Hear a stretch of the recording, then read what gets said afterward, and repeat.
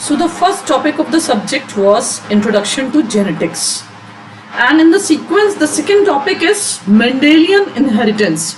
So why it is called Mendelian inheritance? Because it is after the name of father of genetics, Gregor John Mendel.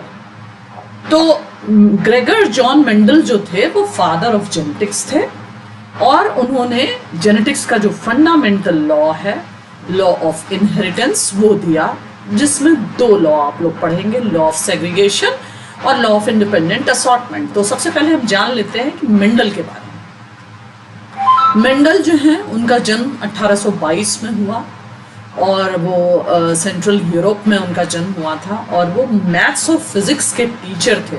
जैसा कि मैंने अपने introductory video में भी बताया था कि बहुत सारे मेरे स्टूडेंट कंप्लेन करते हैं कि मैथ्स के स्टूडेंट हैं और जेनेटिक्स नहीं समझ में आता। तो उनके लिए ये कि मेंडल जो कि फादर ऑफ जेनेटिक्स जिनको कहा जाता है, उन्होंने फंडामेंटल लॉ दिया, वो मैथ्स और फिजिक्स के टीचर थे। बेसिकली वो एक फार्मर फैमिली को बिलोंग करते थे और फार्मर फैमिली को बिलोंग करने की वजह से उनको थोड़ा एनिमल हस्बेंड्री, डेयरिंग और क्रॉपिंग सिस्टम और क्रॉप प्लांटेशन में इंटरेस्ट था। उसके बाद कुछ समय बाद वो क्या करते हैं कि वो एक मोनेस्ट्री को ज्वाइन करते हैं। मोनेस्ट्री मतलब कि हम उसको कहते हैं जहाँ पे वर्शिप प्लेस फॉर वर्शिप है, वहाँ पे वो प्रीस्ट की तरह वो ज्वाइन करते हैं और वहाँ 1856 से 1863 में उन्होंने फुर्सत में जब वो वर्शिप कर लेते थे तो उसके बाद जब वो खाली रहते थे तो उन्होंने पी प्लांट पे रिसर्च की। पी प्लांट पे रिसर्च किया और उन्होंने लगभग 28,000 प्लांट्स पी के लगाए। अब मेंडल जो एक्सपेरिमेंट किए या उनका जो भी एक्सपेरिमेंट था, बार बार ये क्वेश्चन आता है हमेशा कि मेंडल का एक्सपेरिमेंटल मटेरियल कौन सा था। मेंडल का एक्सपेरिमेंटल मटेरियल पी था, मटर जिसको कहते हैं, जिसका कि बॉटनिकल नेम पाइसम सटाइवम है। फिर ये भी क्वेश्चन आता है कि मेंडल जो है उनका एरा जो था वो 1866 था और उसके बाद जो मेंडल के फंडामेंटल लॉ तो वो देख लिए पर वो दुनिया की नज़रों से इग्नोर रहा। कब तक? 1901 तक। 1900 में ग्रुप ऑफ साइंटिस्ट आए, कॉरेंस शर्माक और 3 साइंटिस्ट थे जिन्होंने मेंडल के लॉ की रिडिस्कवरी की और 1901 में मेंडल का लॉ दुनिया के सामने आया। तो 2-4 चीज़ें बहुत इंपॉर्टेंट है कि तो वो प्रीस्ट थे और फुर्सत के समय वो चूंकि यूनिवर्सिटी ऑफ वियना में उन्होंने फिजिक्स और मैथ्स की टीचिंग कर ली थी, तो जो भी टीचर होता है वो थोड़ा इनोवेटिव और क्रिएटिव होता है, कुछ करता रहता है। तो मोनेस्ट्री में वर्शिप करने के साथ साथ, वो एक प्रीस्ट का काम करने के साथ साथ उन्होंने कुछ एक्सपेरिमेंट्स लगाए और उन्होंने जो अपनी फाइंडिंग्स को एक पेपर में पब्लिश किया। उस पेपर का नाम था एक्सपेरिमेंट्स ऑन प्लांट हाइब्रिडाइजेशन। ये फ्रिक्वेंटली जो है किसी कॉम्पिटिटिव एग्जाम में पूछा जाता है। मेंडल ने पी पे काम किया था। क्यों किया था, ये भी एक क्वेश्चन है कि what is the reason that Mendel choose pea as his experimental material. क्यों उसने चूज किया? तो मेंडल ने जो चूज किया पी को, उसके पीछे बहुत सारे कारण थे। पहला तो आसानी से लगाया जा सकता है, एक एनुअल प्लांट है जिसके वेल डिफाइंड कैरेक्टर्स हैं। कैरेक्टर्स आप जानते हैं, कोई चारित्रिक लक्षण जो है जो बाहर से हमको दिखता है उसको हम कैरेक्टर कहते हैं और सम टोटल ऑफ कैरेक्टर जो है किसी का फिनोटाइप बनाते हैं, एक्सटर्नल अपीयरेंस। तो इजिली आइडेंटिफाइबल ट्रेट्स थे और आइडेंटिफाइबल के साथ साथ कंट्रास्टिंग भी थे। जैसे रात का दिन कंट्रास्ट होता है, काला का सफेद होता है, उसी तरह मेंडल के पास जो पी का एक्सपेरिमेंटल मटेरियल था, पी उसमें कंट्रास्टिंग कैरेक्टर्स प्रेजेंट थे। मतलब एक पी प्लांट जिसका कि पर्पल फ्लावर हो, एक पी प्लांट जिसका कि व्हाइट फ्लावर हो, एक पी प्लांट जिसके सीड्स जो है राउंड हो और दूसरा पी प्लांट जिसको छूने पे वो झुर्रीदार लगे, जिसे हम रिंकल्ड कहते हैं। एक पी प्लांट जिसका कि सीड कलर येलो हो और दूसरा पी प्लांट जिसके कि सीड कलर जो सीड्स हैं उसमें वो ग्रीन हो। उसी तरह पॉट कलर, एक ऐसा मटर का पौधा जिसमें पॉट कलर ग्रीन हो, दूसरा मटर का पौधा जिसमें पॉट कलर येलो हो।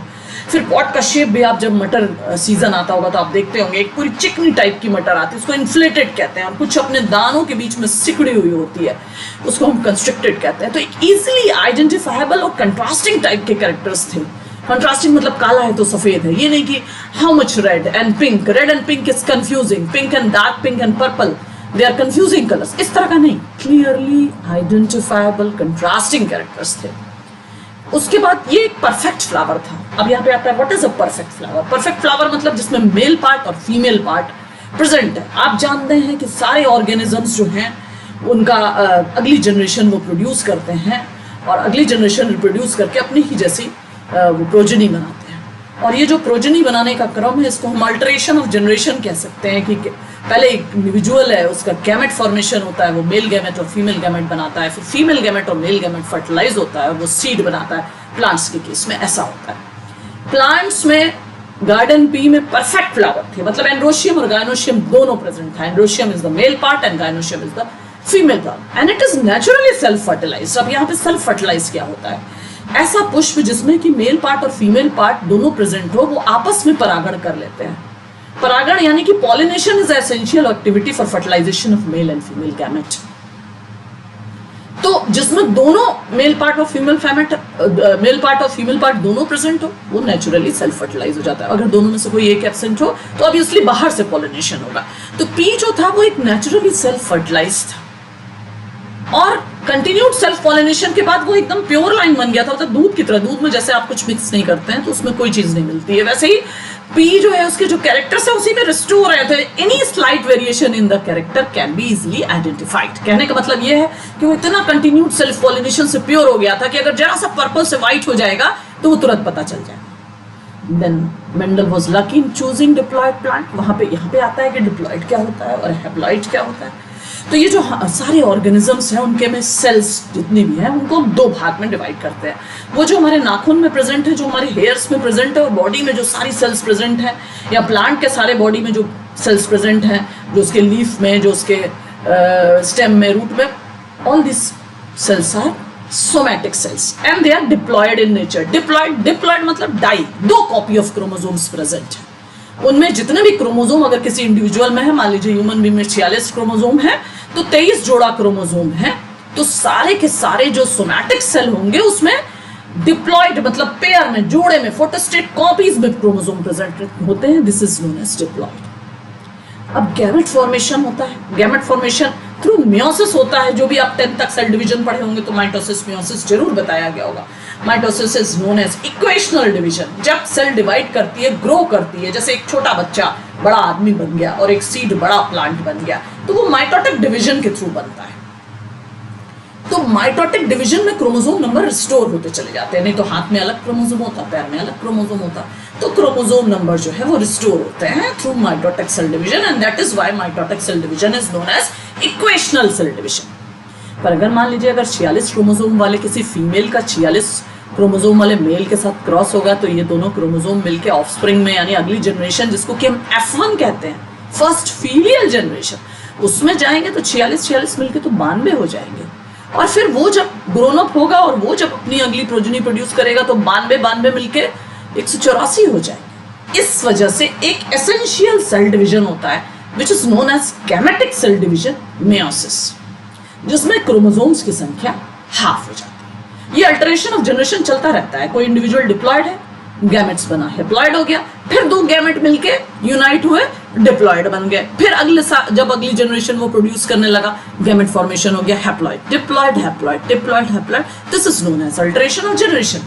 तो Mendel was lucky in choosing diploid plant. जो उसका प्लांट था वो डिप्लॉयड था, मतलब सारे के सारे सेल्स में, सोमैटिक सेल्स में double copy of chromosome present होना, एक्सेप्ट गैमेटिक सेल यानी मेल गैमेट और फीमेल गैमेट, स्पर्म और एग, इसमें सिर्फ हैप्लॉयड होता है and this is equally good for all kind of organisms.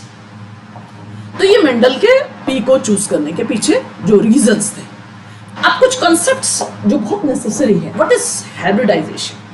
Hybridisation अगर हम ऐसे कहते हैं कि the crossing between two individuals that have different characteristics, ऐसे दो इंडिविजुअल के बीच में क्रॉस होना जिसके डिफरेंट कैरेक्टरिस्टिक्स है, उसे हम कहते हैं हाइब्रिडाइजेशन। जैसे कि यहाँ पे कंट्रास्टिंग कैरेक्टर क्या है? पर्पल फ्लावर का प्लांट होना और व्हाइट फ्लावर वाला प्लांट होना। तो ये दोनों में आपस में क्रॉस हो गया, पर्पल और व्हाइट का।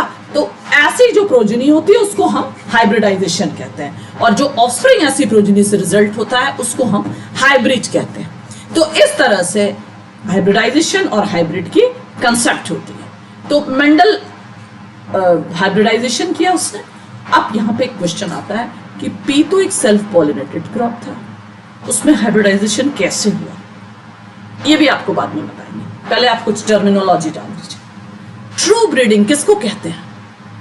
जैसे आपके घर में एक बैगन बेलिया लगा है, उसमें बैगनी कलर का फ्लावर है, सेल्फ पॉलिनेशन हो रहा है, तो अगले साल भी बैगनी आएगा, उसके अगले साल भी, हर जनरेशन में बैगनी आएगा। This is known as true breeding. जब तक कि आप कहीं बाहर से कोई पॉलन ग्रेन ला के उसको फर्टिलाइज ना कर दे, which is known as hybridisation, mating और crossing of two different varieties. हम यहाँ पे कह सकते हैं बैगनी कलर के फ्लावर वाले को हम जब तक व्हाइट कलर वाले फ्लावर से क्रॉस नहीं करेंगे, हाइब्रिडाइजेशन नहीं होगा। कंट्रास्टिंग कैरेक्टर होना चाहिए। और जेनेटिक्स में कंट्रास्टिंग कैरेक्टर्स, जो कि हमने फर्स्ट क्लास में बताया था कि characters are due to gene, तो contrasting characters it means contrasting genes, contrasting genome. तो hybridization is the mating of two contrasting characters, or we can say two contrasting genes or genotypic constitution. तो ये यहाँ पे एक terminology आती है। अब आता है what is a monohybrid cross. ये आप बार बार पढ़ेंगे। मोनो मतलब एक, हाइब्रिड मतलब आप जानते हैं, अभी बताया गया, ऐसा हाइब्रिड जो एक सिंगल पेयर ऑफ कैरेक्टर के लिए डिफर करता है। जैसे कि सीड का कलर हो गया, या तो येलो है या ग्रीन है, फ्लावर का कलर हो गया, या तो पर्पल है या वाइट है, प्लांट की हाइट हो गई, या तो टॉल है या वाइट है। This is known as monohybrid cross. और यही पे हम डिफाइन कर देंगे डाई हाइब्रिड। डाई मतलब दो, हाइब्रिड मतलब आप जानते हैं ऐसा हाइब्रिड जो कि दो जोड़े कैरेक्टर्स के लिए डिफर करता है। जैसे कि हमने सीड का टेक्सचर ले लिया, एक सीड का कलर ले लिया और एक सीड का शेप ले लिया। सीड के जो टेक्सचर है उसके भी दो वेरिएंट है, राउंड और रिंकल्ड, और सीड का जो कलर है उसके भी दो वेरिएंट है, येलो और ग्रीन। तो this is known as dihybrid. P generation किसको कहते हैं? जो हम पेरेंट्स के बीच में क्रॉस करते हैं उसको हम पेरेंट कहते हैं। F1 generation is the first filial generation, hybrid offspring of the parents. F2 is the second generation, जब F1 को कंटिन्यू करके आगे ले गए तो उसको हम F2 कहते हैं। फिर कुछ और भी terminology.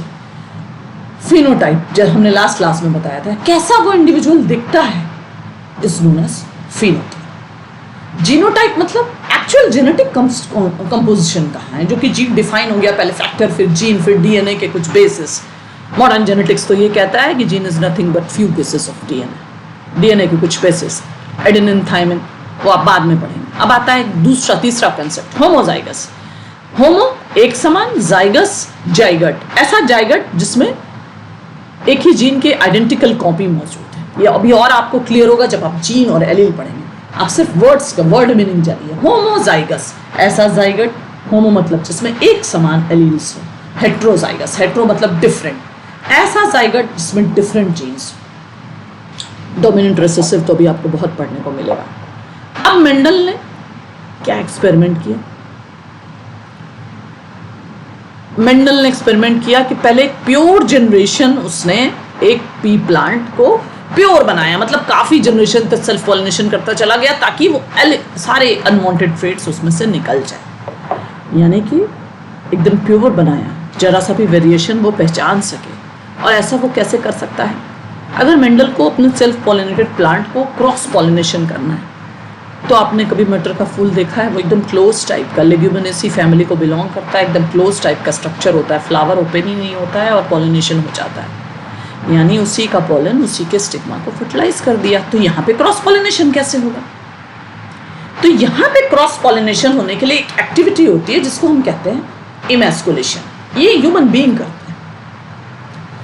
Emasculation is the functional removal of the functional pollen grain, और ये फोर्सेप्स से किया जाता है कि फ्लावर में जो मेल पार्ट है उसको हटा देना है, यानी कि पॉलन ग्रेन को हमको किसी तरह से हटा देना है। तो ये सिजर से और उससे होता है। तो अब मेरे पास जो हमने मेल पार्ट हटा दिया तो हमारा फ्लावर क्या हो गया?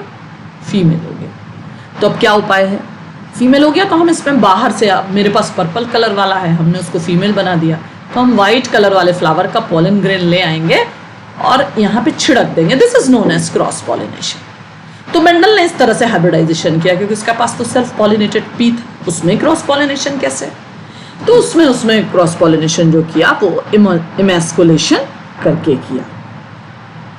तो इस तरह से मेंडल ने ये क्रॉस किया था। उसका एक्सपेरिमेंट क्या था? मेंडल ने एक्चुअली एक्सपेरिमेंट क्या किया? उसने दो कंट्रास्टिंग ट्रेट को चुना। वो ट्रेट कौन कौन से थे? टॉल और ड्वार्फ, एक लंबा पौधा और एक बौना पौधा। फर्स्ट जनरेशन में वो क्या देखता है कि सारे के सारे प्लांट्स जो है वो टॉल हो गए, जो ड्वार्फनेस ट्रेट था वो कहीं गायब हो गया, ड्वार्फ ट्रेट डिसअपीयर्ड। उसके बाद जब वो टॉल हाइब्रिड प्लांट का आपस में सेल्फ पॉलिनेशन करता है, मतलब सेल्फ फर्टिलाइज, अभी मैस्कुलेशन नहीं करेगा, पहले स्टेप में उसने मैस्कुलेशन किया, टॉल और ड्वार्फ को क्रॉस कर दिया। जब उसको F1 मिल गया तो ही allowed them to self fertilise. तो वो क्या देखता है, somewhere tall and somewhere dwarf, और ये सम और टॉल और सम ड्वार्फ काउंट करके भी आपको बताएंगे कितने थे। अगला भी जनरेशन वो ले गया। अगली जनरेशन में क्या देखता है कि 1/3, अगली जनरेशन में जो ये टॉल और ड्वार्फ प्लांट थे, तो टॉल और ड्वार्फ में ड्वार्फ तो सिर्फ ड्वार्फ प्रोजेनी प्रोड्यूस किए, यानी वो प्योर थे, उनमें किसी तरह का कोई कंटेमिनेशन नहीं था। पर जो टॉल थे तो 2 तरह के थे। 1/3 टॉल प्लांट तो सिर्फ टॉल प्रोजेनी प्रोड्यूस करे, ये आपको मेंडल का एक्सपेरिमेंट बता रहे हैं एकदम सरल भाषा में। टॉल और ड्वार्फ को क्रॉस किया, F1 में सारे के सारे टॉल हो गए, ड्वार्फनेस ट्रेट डिसअपीयर हो गया। फिर उनको सेल्फ फर्टिलाइज किया F2 जनरेशन लेने के लिए, तो उसमें कुछ टॉल और कुछ ड्वार्फ है, ऑलमोस्ट 787 टॉल लंबे रहे और 277 ड्वार्फ रहे। यहीं पे रुका नहीं, ड्वार्फ की भी प्रोजेनी आगे बढ़ाया, तो ड्वार्फ प्रोड्यूस किया।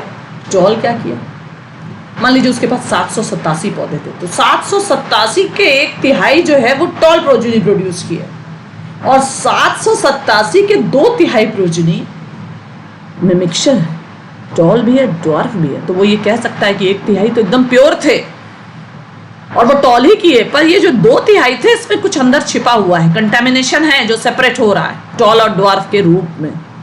तो ये मेंडल का एक्सपेरिमेंट था, और ड्वार्फ का तो पहले ही आपको बता चुके हैं।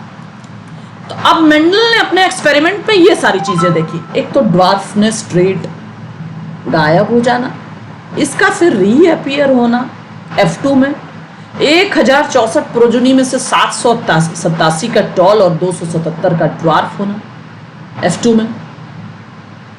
और एक चीज उसने ये भी नोटिस की कि जो F1 हाइब्रिड्स का उसने आपस में क्रॉस किया, वो खुद तो टॉल थे, but they have the ability to produce dwarf, तभी ना वो बटे 787 और 277 ड्वार्फ में वो खुद F1 में सारे के सारे टॉल हो गए, ड्वार्फनेस डिसअपीयर हो गया था।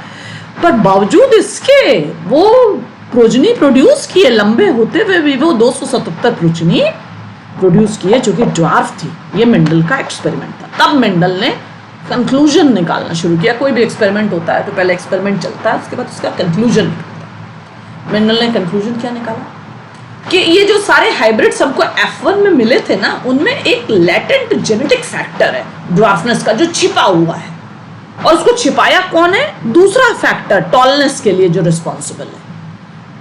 तो मेंडल ने एक सरल भाषा में कह दीजिए कि हाइब्रिड में एक छुपा हुआ कोई जेनेटिक फैक्टर है ड्वार्फनेस का, जिसको मास्क किया हुआ है, कौन से F1 हाइब्रिड में। दूसरे फैक्टर ने मास्क किया हुआ है टॉलनेस वाले। जो लेटेंट फैक्टर छिपा हुआ है, लेटेंट फैक्टर ही को छिपा हुआ कहते हैं, वो रेसेसिव है, और जो एक्सप्रेस हो गया है वो डोमिनेंट। वैसे ही जैसे पार्लियामेंट में 4 लोग बैठे हैं तो 2 बहुत बोलते हैं, दे आर कॉल्ड डोमिनेंट, प्रभावशाली, और दूसरा वाला जो बेचारा छुप जाता है वो रेसेसिव होता है। उसके बाद तीसरा कंक्लूजन वो क्या देते हैं कि these recessive and dominant factors are separated, ये एक दूसरे से अलग हो जा रहे हैं। जब हाइब्रिड्स जो F1 हाइब्रिड है वो रिप्रोड्यूस कर रहा है, तो अब ये रेसेसिव और डोमिनेंट फैक्टर फिर एक दूसरे से अलग हो जा रहे हैं। कंक्लूजन देते चले जा रहे हैं, कंक्लूजन मेंडल के चल रहे हैं। छोटे से एक्सपेरिमेंट से जिसमें कि टॉल और ड्वार्फ को क्रॉस किया गया, मेंडल ने इतने बड़े कंक्लूजन निकाले।